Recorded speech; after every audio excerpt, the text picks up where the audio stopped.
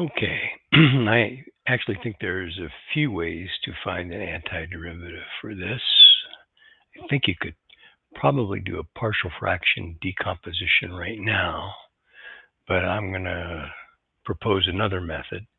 This graph over here kind of proves that this is an antiderivative of this function. I could have a plus c here for the constant of integration. The proof is that if I take the derivative of big F, it's the same as the graph of little f, these graphs right here.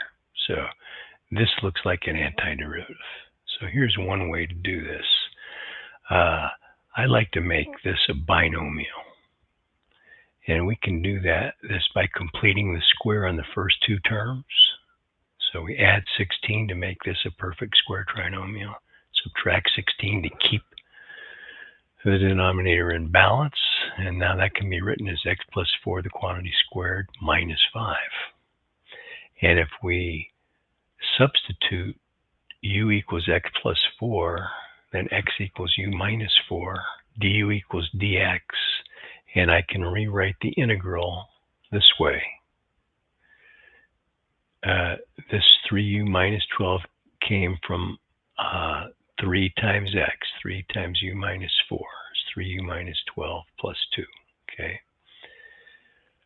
So let's evaluate this antiderivative. The way we do that is to separate it into two integrals.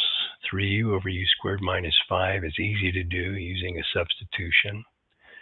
Minus 10 times the antiderivative of du, and I rewrite this as a product of the sum and difference of the same two numbers. This is a difference of squares, not perfect squares, because I have to use radical 5.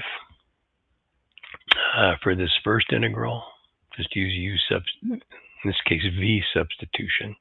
V equals u squared minus 5, so dv is 2u du. And so there's the integral in terms of v. So the antiderivative is ln of v, but v is u squared minus 5, but u is x plus 4. So there's that antiderivative of the first term right there. And now over here, this green integral, we have to use partial fractions. So these are the product of linear binomial factors. So it can be written as a over one of the factors plus b over the other factor. And when u equals radical 5, b equals radical 5 over 10. When u equals negative radical 5, a equals negative radical 5 over 10. So here I've replaced this green integral with the partial fraction decomposition, separated it into two integrals, moving the constant out front. Negative times negative is positive. The 10s cancel. So I get radical 5 times ln of this denominator. But u is x plus 4. Same thing for this term over here. This is negative radical 5. And there's your answer. Okay. Hope that helped.